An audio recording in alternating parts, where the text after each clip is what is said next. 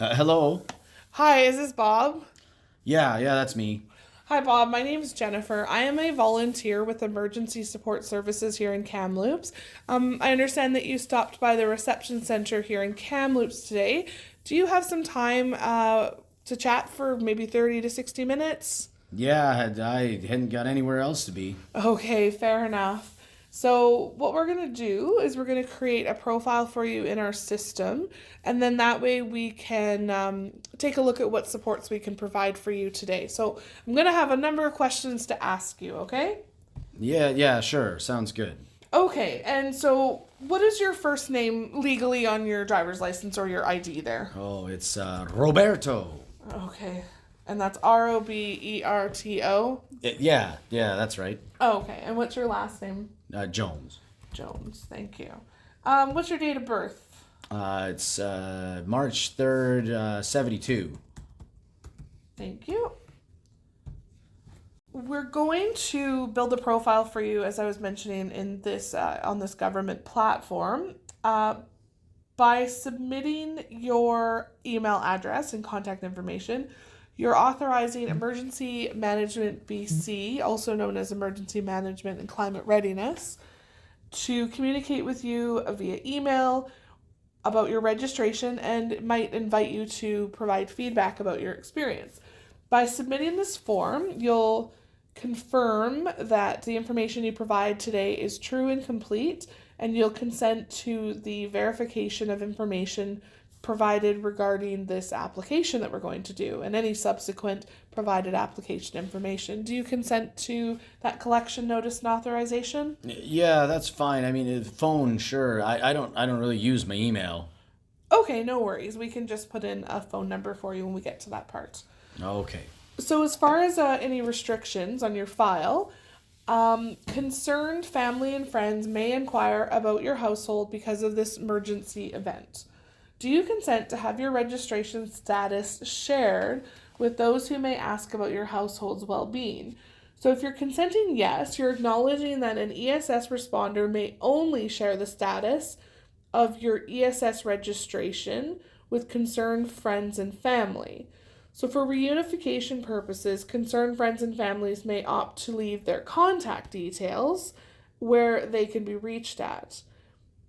So, in that case, if somebody were to inquire if you had registered with ESS or whether you had visited the reception center, we would not disclose that information. What we would do is we would ask them for their contact info, and then we ourselves would get in touch with you to let you know that someone is looking for you and wanting to make sure you are safe. So, do you consent that your file will have no restrictions on it where we are able to do that? Yeah, sure. That's fine. Great, thank you. Okay, Roberto, what is your preferred name that you choose to go by usually? Everybody just calls me Bob. Great, thank you. B-O-B. Did you have a middle initial? Not that I can remember. No, Okay. never have. Okay, no worries. Do you identify as male, female, or? Yeah, male. Okay, great, thank you. And your primary residence, that's in British Columbia? Yeah, I live in Lytton. Oh, okay. And what is your address there in Lytton? 625 Station Road. Okay. And you said that was in Lytton.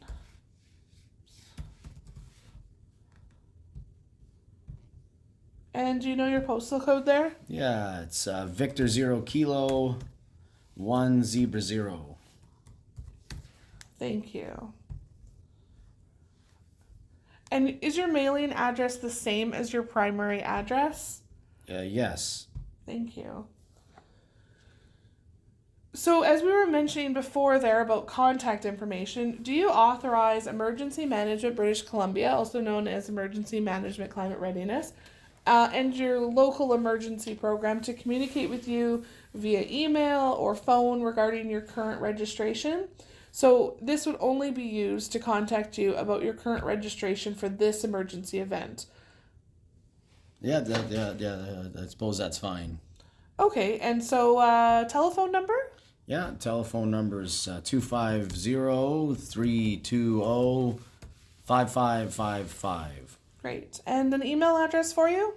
No, I don't really, I don't even remember. I don't really have one or use it anyway. That's not a problem, no worries. So for this next part, we need to create some security questions. You could be asked to answer these questions should you meet with an emergency support services responder in the future. It would be to confirm, your identity and gain access to your account. The other thing that we often do is we'll ask you for government-issued photo identification to confirm your identity. But we do need to create these security questions. So try not to choose answers, or try to choose answers that are easy to remember but difficult for others to guess. Try not to choose any questions that you have answered on public sites or social media.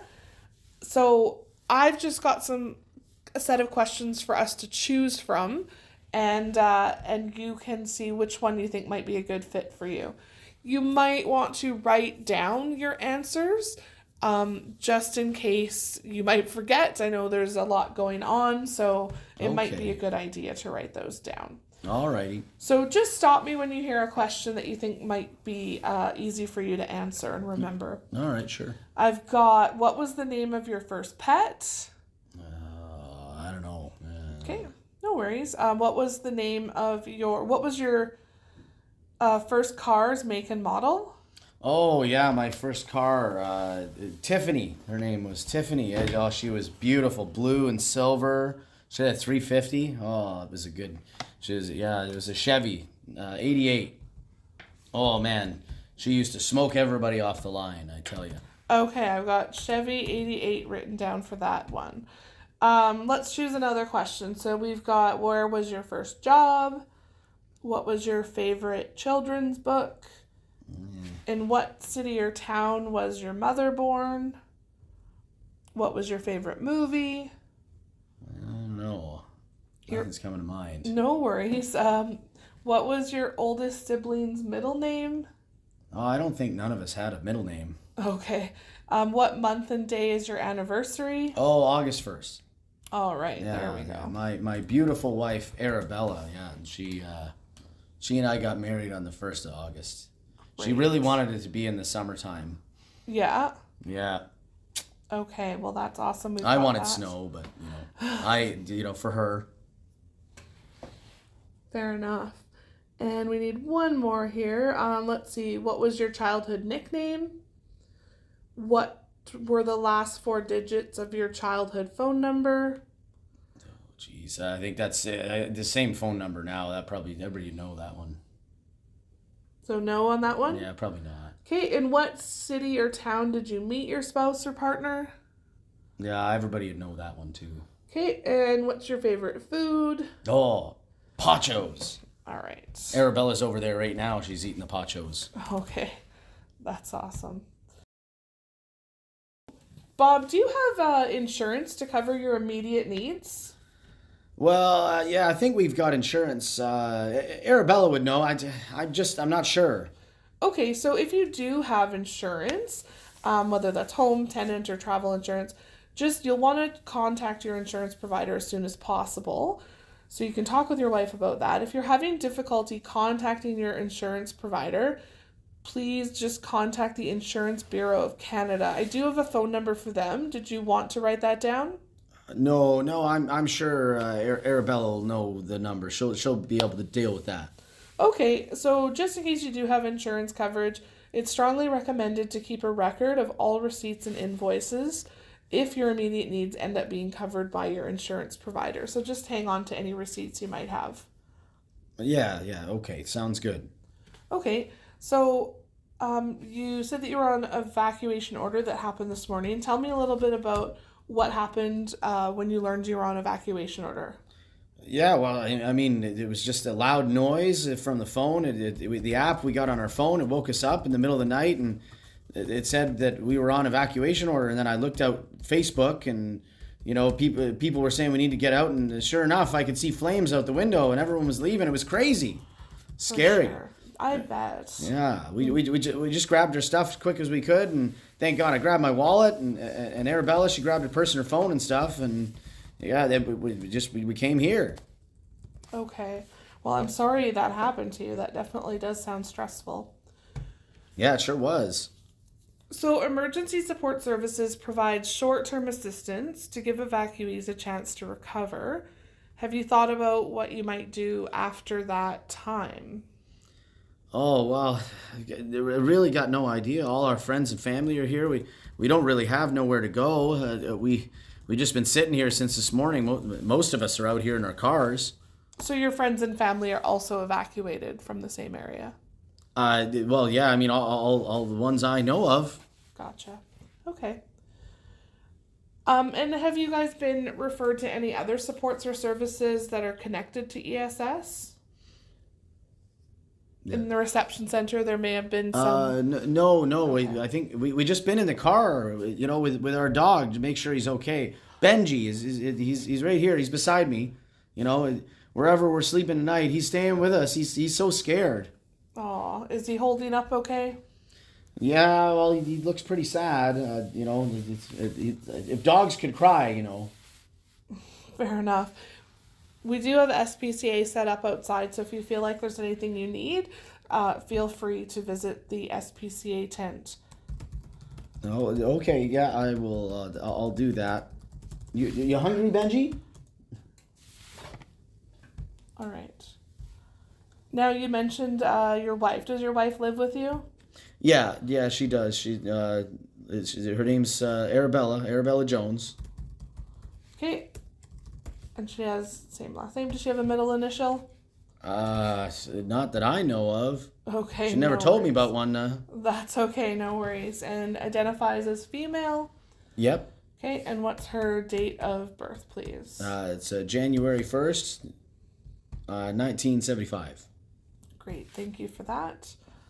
And do you or your wife have any dietary restrictions? No, don't think so. Okay.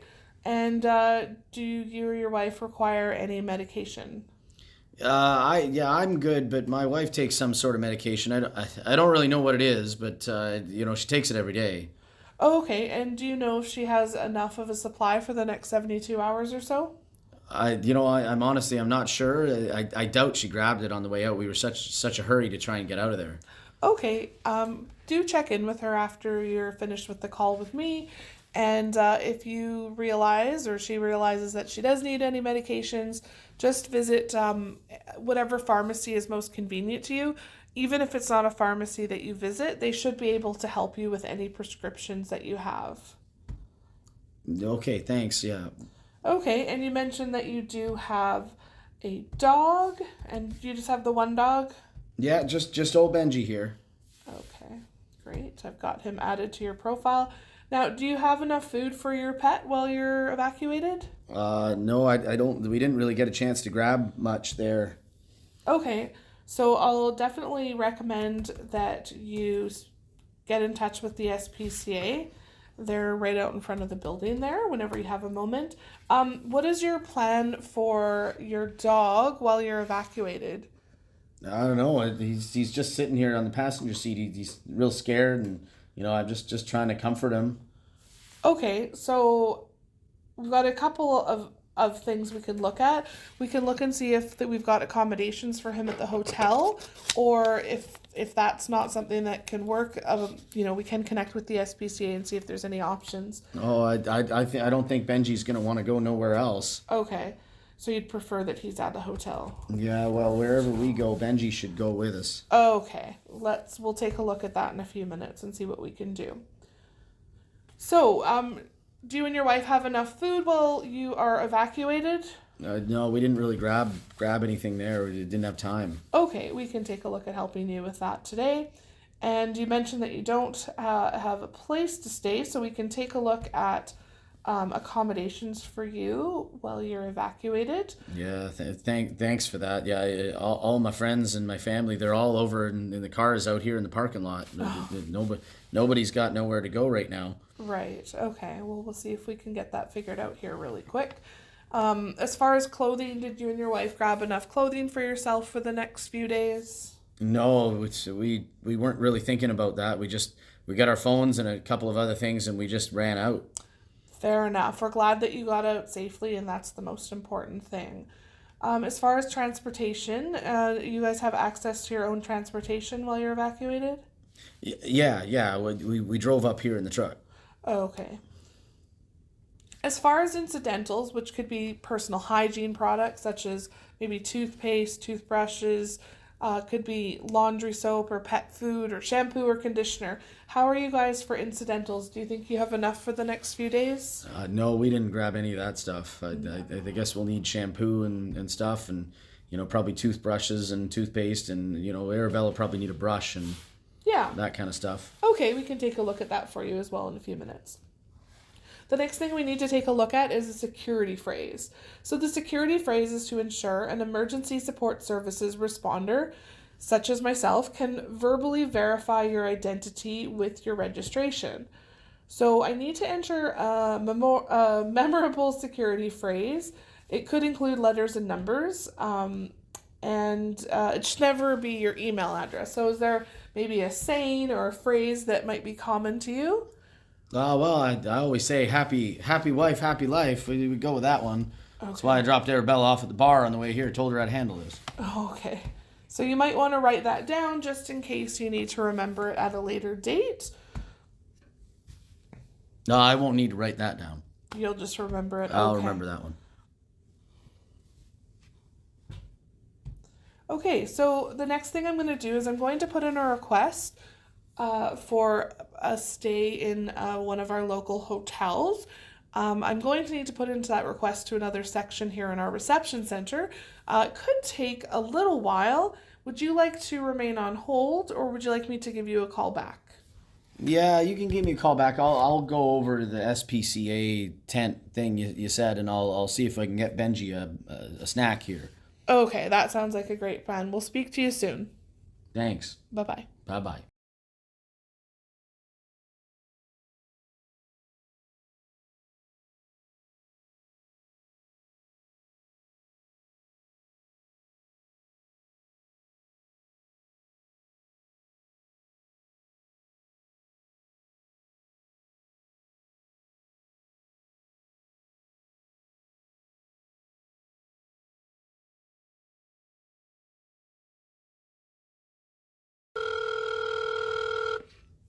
No, hello. Hello, Bob. It's Jennifer calling you back from Emergency Support Services. Do you have a few minutes? Oh, hey, yeah, absolutely. Okay, so I was able to get you booked in at the Best Western Plus, and Benji is able to stay with you. Oh, good. Thank you. So that's at 660 West Columbia Street, just up the hill there. Okay, yeah. Okay, so now let's take a look. I've got a few restaurants to choose from that are nearby. Sorry, are you looking to eat at a restaurant? Or you'll need to eat at one restaurant the whole time, or you can purchase groceries. Which would you prefer? Well, I mean, if it's just a hotel room, I don't imagine there's going to be much of a kitchen there, hey? Yeah, I'm not sure if there's a kitchenette in that unit, just because I didn't put in that request. So Okay, then probably better off going to a restaurant. okay, fair enough. So we'll start that today, and let's see here. So we'll do for 72 hours, and we'll make you that referral. So I'm going to put it under your name as the purchaser, but it will be for both you and your wife. Okay, sounds good. The nearest one that I've got is White Spot in Sahali. How does that one sound for you? Yeah, that'll be fine. Okay. So I've got a referral made up for that. It will be in your envelope. You're going to want to treat that like cash. So when you go to the restaurant, you're going to present that to them. Some restaurants will hold on to it and they'll keep it kind of on file for you. Others might just sign it and hand it back to you, or they have their own system. So you're going to want to keep that and treat it as cash. Okay, yeah, I can do that. Okay, so let's take a look at voucher for incidentals. So that's the stuff like shampoo and conditioner and such. Okay, yeah, definitely. We'll need some of that. Okay, so the closest location I've got for that, I've only got a few choices here, would be Superstore. How's Superstore? Did you want to shop there for shampoo, conditioner, and stuff Yeah, like that's that? fine. Yeah, that works as long as it's close. Okay, so shampoo, conditioner, you're mentioning a brush. I don't have to have all the items you want, but is there any other examples of items that you know that you'll want to purchase? Oh, probably some deodorant, and I might need a razor. Okay. And I'll put and other personal hygiene projects in case there's anything else. Okay, thank you. No problem. So just note that those will be the items that they're looking for. You wouldn't be able to put something like groceries or other items that don't fit that description of personal hygiene products and such. Okay, yeah, that's fine. Okay, so I've got a voucher here up to a maximum of $100. You don't have to use the full $100, but you do have to complete your shopping in one trip, so they won't be giving you change back, for example. Okay, yeah, that's fine. Okay, I've made up that one, and I'll put you down as the purchaser, or do you think that your wife will be purchasing those items? Yeah, I might let Arabella get that stuff. She usually gets that stuff for both of us. Okay. Great. And the other item we were going to take a look at was for clothing. I've got a few options here. Superstore does sell clothing. Did you want to do both of your shopping for incidentals and shopping for clothing at the same location? Yeah, sure. I can just send Arabella there to take care of that. Okay, so I'll put her name as the purchaser for that one as well. So that one I can give you a voucher for a maximum of up to $150, and it's going to be the same as I mentioned for the incidentals. It will be something that you need to purchase all at the same time when it comes to shopping for your clothing, and it will all need to be on that same clothing bill. But you're going to want to keep that separate from your items that are for incidentals. They're going to treat those as two separate bills, and they'll probably want those things separated, so you can kind of keep that in mind as you're shopping at Superstore. Okay, I'll let her know that. That would be great. So that will be in your envelope as well. Okay, so we've got you set up for a stay at the Best Western. I've got your voucher for food at White Spot for breakfast, lunch, and dinners. You'll just want to make sure that you're eating at regular times, such as breakfast, in the morning, or lunch is around a typical lunchtime, and dinner's around a typical dinner time. They don't let you bank meals. For example, if you decided to skip and not have breakfast at White Spot, they're not going to give you that credit at lunchtime for the amount from breakfast and so on. So if you miss one of your times, that's okay. It's just it will be skipped on the voucher, and they're usually pretty particular about the time. So just keep note of that. Okay, sure. Okay, so we've got the 4 vouchers: the one for Best Western, the one for your restaurant, the one for incidentals at Real Canadian Superstore, and that's on Columbia Street as well, and then the one for clothing, which is also at Real Canadian Superstore. Okay. So I should have this ready for you in about 30 to 60 minutes. Are you able to come by and pick it up in about an hour from now? Well, I got to take Benji for a walk here. Do you think I could get Arabella to come pick it up? Would that be okay? Yeah, for sure. Anytime today before 4 o'clock would be great. Okay. She can just come in. I'll make a note that she might be picking up the file. She will need to provide identification when she picks it up, so she can just go visit one of the volunteers down there in the reception center. Just let them know that there's a package to pick up, and then she'll show her government-issued photo ID to them. Okay. Did you have any other questions? Yeah, well, I'm just wondering, when do you think I might be able to go back home? I'm not sure about that. Unfortunately, that's not something that we have any information on, but I do recommend that you keep in touch with your local government's website or social media pages that are for your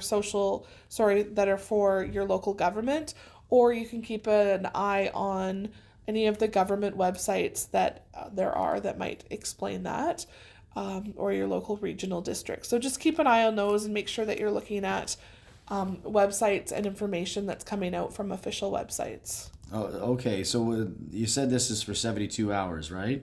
Right. So what happens if we're still on evacuation order then, and then the booking runs out? Yeah, for sure. So you'll want to keep an eye on that before your accommodations, for example, runs out. And you'll want to, if you're still on evacuation order and it's not looking like you're going back home, you can check back in with us here at the reception center.